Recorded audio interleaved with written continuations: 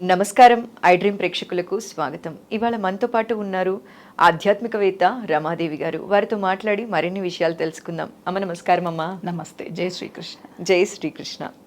అమ్మ, భోగి గురించి చాలా చక్కగా చెప్పారు. అలానే సంక్రాంతి గురించి కూడా మీ మాటల్లో మా అందరికీ అర్థమయ్యేలా చెప్పారమ్మా. సంక్రాంతి విశిష్టత గురించి, పాటించవలసిన నియమాల గురించి, వీటి రెండిటితో పాటు కనుమకి కూడా అంతే విశిష్టత ఉందనే చెప్పాలమ్మా. కనుమ పండుగ గురించి, కనుమ పండుగ విశిష్టత గురించి మా ప్రేక్షకులకు తెలియచేస్తారా అమ్మా? 2 రోజులు ఏ విధంగా పండగ చేసుకుంటామో కనుమ పండగ రోజు ఇంకా ఎక్కువగా ఉంటుంది పండగ. అసలు పశువుల పండగనే చెప్తారు. పశువుల్ని ఆరాధించేది ఎక్కడా కనిపించదు. పశువుల్ని ఆరాధించేది మనకు మాత్రమే ఆ భాగ్యం. ఎందుకు పశువుల్ని, ఆవుల్ని, ఎద్దుల్ని ఇంటి ముందుకు తీసుకొచ్చి వాటి పశువుల పాకలు శుభ్రం చేసి వాటిని నదుల దగ్గరికి వెళ్ళి శుభ్రంగా స్నానం చేయించి వాటిని అందంగా అలంకరించి వాటి కొమ్ముల్ని షార్ప్ చేస్తారు. ఈ సంక్రాంతికి చేసి పువ్వుల్ని, పసుపు కుంకుమల్ని పెట్టటం, వాటికి నుదుటిన నామం దిద్దితే అసలు ఆ వెంకటేశ్వర స్వామి ఆ రూపంలో వచ్చాడా, ఆ పరమేశ్వరుడే వచ్చాడా అన్నంత అందంగా ఉంటాయి అవి. అలాగే కాలి గిట్టలకి గజ్జెలు కట్టడం, నూతన వస్త్రాలు వాటికి ధరింపచేయటం, గుమ్మం ముందుకి తీసుకురావటం. ఈరోజు రథాల ముగ్గులు వేస్తారు. ఎందుకంటే రథాలు తిరుగుతాయి, రథాల ముగ్గులు వేయాలని కనుమ రోజున వేస్తారు. ఈ పశువుల్ని ఇంటి ముందుకు తెచ్చేటప్పుడు సంక్రాంతి కంటే ముందు పల్లెల్లో ఏం చేస్తారంటే ఒక కత్తిని తీసుకొని, కొడవల్ని తీసుకొని అడవులకు వెళ్తారు. వెళ్ళి 5 రకాల ఔషధ మొక్కల పొట్టును తీసుకొస్తారు. ఇట్లా అంటే పొట్టులాగా రాలుతుంది. ఓకే, అది ఔషధ గుణాలు ఉన్నది. నేరేడు, మద్ది ఇట్లాంటివన్నీ ఔషధ గుణాలు అద్భుతంగా ఉన్నాయి. ఆ పొట్టుని తీసుకొని వచ్చి సంక్రాంతి రోజు రాత్రే నీళ్లలో నానబెడతారు. నానబెట్టి అది గట్టిగా అవుతుంది, ముద్దలాగా అవుతుంది. అది మేకలు, గొర్రెలు తినేస్తాయి పెడితే, కానీ ఈ ఎద్దులు తినవు, వాటికి అది రుచించదు. అప్పుడు ఏం చేస్తారంటే నోటిని తెరిచి ఈ ముద్దని లోపలికేస్తే అది మింగేస్తుంది. ఓకే, ఎందుకు అలా చేస్తారు అంటే మనకి పాడి పంటలు పండించే క్రమంలో ఎంతో సహాయం చేస్తాయి ఎద్దులు. ఇప్పుడు వచ్చాయి ట్రాక్టర్లు, కటింగ్వి కానీ ఏవైనా కానీ, దున్నేటప్పుడు అవన్నీ ఒకప్పుడు కాలంలో ఎద్దులే దున్నేవి. పంటని ఇంటికి తెచ్చేది కూడా ఎద్దుల బండిలోని. ఇప్పుడు ట్రాక్టర్లు మోస్తూ ఉన్నాయి అన్ని. అవి శక్తిని కోల్పోతాయి. ఈ ఔషధ గుణాలు ఇస్తే మనం వాటి కాళ్ళ నొప్పులు, కీళ్ళ నొప్పులు, అనారోగ్య సమస్యలు అలాంటివి ఏమీ ఉండవని పూర్వకాలంలో ఇలా చేసేవాళ్ళు. ఓకే, అలా మెడిసిన్ లాగా. అలాగే కొత్త బియ్యంతో పొంగలి వండి దాన్ని చల్లార్చి వాటికి ఇంటి ముందుకు తెచ్చి పూజించి ఈ పొంగల్ని వాటి ముందు పెడితే చాలా ఆనందంగా స్వీకరిస్తాయి. ఇవన్నీ కూడా భూత యజ్ఞం, భూతదయ అంటారు వీటిని. ఇలా చేయటం ఈరోజు కొన్ని ప్రాంతాల్లో ఈరోజు దాసంగం, గండాదీపం పెట్టుకుని వెంకటేశ్వర స్వామిని స్మరించుకోవటం జరుగుతుంది. ఈ రోజే అసలు పండగ అని కూడా చేస్తారు. అంటే బొబ్బట్లు, పులిహోర లాంటివి ఈ రోజే చేసుకొని తింటారు. కొంతమంది కొన్ని ప్రాంతాలలో ఈరోజు మనం ముక్క తినాలి అని నాన్ వెజ్ తింటారు, కానీ తినకూడదు. ఈరోజు కూడా పండగనే. అలాగే సాయం సంధ్యాకాలంలో మనం ఈ రంగనాథ స్వామి ఉంటాడు కదా, రంగనాథ స్వామి లేకపోతే చెన్నకేశవుడు లేకపోతే శ్రీరాముల వారు ఉత్సవ విగ్రహాలని పారువేట ఉత్సవం చేస్తారమ్మా. ఏం చేస్తారంటే ఆలయం దగ్గర కుందేలను వదిలితే అది ఎటు వైపుకు వెళ్ళి ఎంత దూరం వెళ్ళి ఆగుతుందో అక్కడి వరకు స్వామివారిని పారువేట ఉత్సవంగా వెళ్ళి అందరూ కూడా వెళ్తారు. గ్రామస్తులందరూ వెళ్ళి అక్కడ స్వామివారికి కొబ్బరికాయను సమర్పించి హారతులు ఇచ్చి అద్భుతంగా గానాలు, పాటలు పాడడం, ఆనందంగా విహరించి తర్వాత ఇంటికి వస్తారు. ఇవన్నీ కనుమ సాంప్రదాయం. అయితే ఇంకొక సాంప్రదాయం మనకేంటిది అంటే ఇప్పుడు నంద్యాల జిల్లా అహోబిలం అద్భుతం. ఈరోజు మధ్యాహ్నం స్వామివారు 2:30-3 గంటలకి నరసింహస్వామి, లక్ష్మీ నరసింహస్వామి ఉత్సవ విగ్రహాలు కొండ దిగుతాయి. అహోబిలం కొండ దిగుతున్నప్పుడు చెంచులు బాణాలు వేస్తారు స్వామి మీద. ఏంటిది దీనికి అర్థము అంటే స్వామివారు ఆయన వివాహానికి ఆహ్వానించటానికి ఆయనే స్వయంగా కిందికి దిగి ఊరూరా తిరిగి ఆహ్వానం ఇచ్చి వెళ్తాడనేది ఇక్కడ సాంప్రదాయం. ఈ చెంచులు ఎందుకు బాణాలు వేస్తారు అంటే చెంచు లక్ష్మిని ఆయన వివాహం చేసుకుంది. అవునా, మా ఆడపిల్లను నువ్వు ఎత్తుకెళ్ళి వివాహం చేసుకుంటావా, గాంధర్వ వివాహం అని వాళ్ళు బాణాలు అంటే పూల బాణాలని సంధిస్తారు.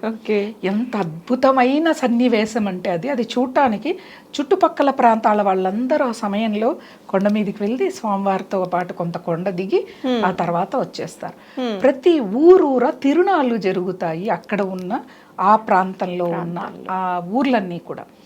అంటే ఏ ఊర్లో తిరునాళ్ళ జరుగుతుందో ఆ ఊళ్ళోని వాళ్ళందరూ ఆడపడుచులని అల్లుళ్ళని ఆహ్వానించి ఆయన దిగిన తర్వాత, అంటే కనుమ రోజే తిరునాళ్ళని కదా, ఆ మరుసటి రోజు నుంచి మొదలవుతాయి. ఆడ పిలుచుకొని ఆ వాళ్ళ వీధికి, వాళ్ళ ఇంటి ముందుకు ఏ రోజు వస్తుందో తెలుస్తుంది కదా, ఆ రోజు పండుగని చేస్తారు. ఇంట్లో బొబ్బట్లు, పులిహోరలు, పిండి వంటలన్నీ చేసుకొని స్వామివారికి కొబ్బరికాయను సమర్పించి, ఎంత అక్కడ ఆ సన్నివేశం చూస్తే అసలు ఒకలాంటి ఆనందం. ఎన్ని సాంప్రదాయం వెనకున్న రహస్యాలు ఎన్ని. ఆ మాట అనుకుంటే, ఈ సన్నివేశం తలుచుకుంటే ఒక ఆనందం, పులకింత, ఇవన్నీ కూడా మనకి కలుగుతాయి అన్నమాట. ఎన్నో అద్భుతాలు.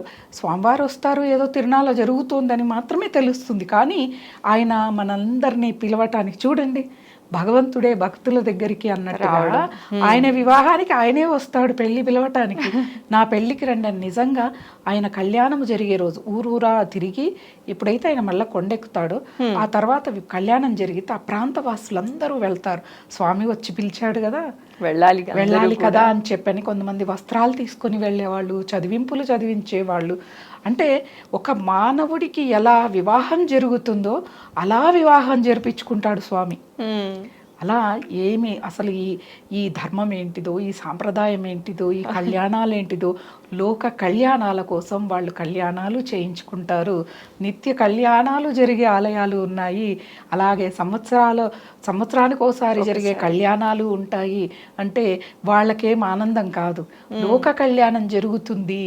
వాళ్ళ కళ్యాణం జరిగితే అది వీక్షిస్తే మనకు కళ్యాణాలు జరుగుతాయి. అంటే కళ్యాణాలు అంటే వివాహమనే కాదు, మంచి జరగటం, ఆనందదాయకం కళ్యాణం అంటే. అలాంటి ఆనందం మన ఇంట్లో వెళ్ళి విరియాలి అంటే ఇలాంటివి చూడాలి.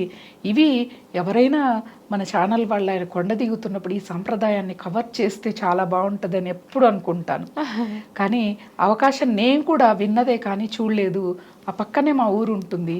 ఈసారి వెళ్ళి చూడాలని ఆతృత. లక్ష్మీ నరసింహస్వామి అనుగ్రహం ఎలా ఉంటుందో, ఆయన కరుణించి మనం చూసి అది కూడా కవర్ చేసి ప్రేక్షకులు కూడా చూడాలి అని మనస్ఫూర్తిగా కోరుకోవాలి. అలాంటి అద్భుతమైనదే మనకి సంక్రాంతి అనగానే కోస్తాంధ్రాకు వెళితే పందాలు ఎక్కువ, ఎద్దుల పందాలు, కోడి పందాలు, అవన్నీ కూడా ఇవి జీవహింస కిందికి. అవి చనిపోవాలని కాదు, చనిపోతాయని నేను అనట్లేదు, హింసనే. ఇప్పుడు ఒక 200 కేజీల రాయిని, 300 కేజీల రాయిని కట్టి ఒక ఎద్దుకు కట్టి, ఏ ఎద్దు ముందు తీసుకెళ్తుందో దానికి 1 తులం బంగారు, 2 తులాల బంగారు ఇలా ప్రకటించటం. అవి ఇక్కడంతా వాటికి పుండైపోతుందమ్మా వాటిని లాగటంలో. ఒక్కసారి మనకు జరిగితే ఎలా ఉంటుందో ఊహించుకుంటే ఆ పని చేయరు. ఏదైనా నోరు లేని ప్రాణి కదా అని మనం తప్పులు చేస్తూ ఉన్నాం. అవి చేయకూడదు. ఈ కనుమ రోజున జరుగుతాయి. అలాగే జల్లికట్టు జరుగుతుంది తమిళనాడులో కనుమ రోజున మనకి. అది కూడా హింసాత్మకమైనది. మనం పండగ చేసుకునేది హింసని ప్రోత్సహించడం కాదు, పశువుల్ని ఆరాధించే పండగ అంటూ హింసని ప్రోత్సహిస్తున్నాం. కోడి పందాలు, కొన్ని కోళ్ళు చనిపోతాయి. మరుసటి రోజు ముక్కనుమ. కనుమ రోజు అసలు కాకి కూడా ప్రయాణం చేయదు అంటారు. ఎందుకు అని అంటే 2 రోజులు ఈ పండగ పనులలో అలసిపోయి ఉంటారు. కనుమ రోజున విశ్రాంతి తీసుకొని, ఎందుకంటే ఆ రావటంలో అలసిపోయి సొలసిపోయి ఏ యాక్సిడెంట్లో ఏవో చేసుకుంటారు. వెళ్ళకండి. ఈ రోజున ఆనందంగా మీరు విశ్రాంతి తీసుకొని సాయంకాలం పారువేట ఉత్సవం చూసుకొని మరుసటి రోజు వెళ్ళండి అంటారు. ఆ మరుసటి రోజు ముక్కనుమ. ముక్కనుమ అనేది పేరులోనే ఉంది ముక్క అని, అందుకని ముక్కను తినాలి అని అనుకోకూడదు. ముక్కనుమ అంటే పర్యాయ పదం. కనుమ, ముక్కనుమ అనేది. చాలామంది ఇప్పుడు ముక్కనుమ అంటే పేరులోనే ఉంది కదమ్మా, అందుకని ముక్కలు తింటాం ఈరోజు అని. మీరు తినేవాళ్ళు ఏమన్నా తినండి, అంతేకాని ముక్కనుమకు ఆ ముక్కను చేర్చొద్దు అసలు. ముక్కనుమ అంటే ఆ రోజు కూడా ఆ 3 రోజుల పండగని, ఆనందాన్ని ఆస్వాదించే ఆ రోజుని ముక్కనుమ అంటారు. కాబట్టి మనం ఈ కనుమ పండగని, అసలు సంక్రాంతి పండగని ఆనందోత్సాహాలతో చేసుకునేది వెంకటేశ్వర స్వామి యొక్క ఆరాధన అద్భుతం.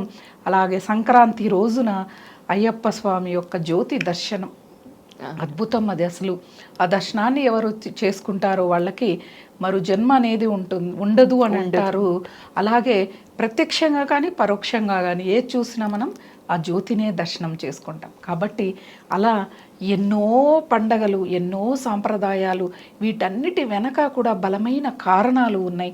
వాటిని మనం ఆచరించటం, తెలుసుకోవటం మనం చేయాల్సిన పని. అంతేకాని వాటిని విమర్శించడం మహాపాపం. నీకు నచ్చలేదు మౌనంగా వెళ్ళిపోవటమే అంతే. నువ్వు చూడకు, చెయ్యకు.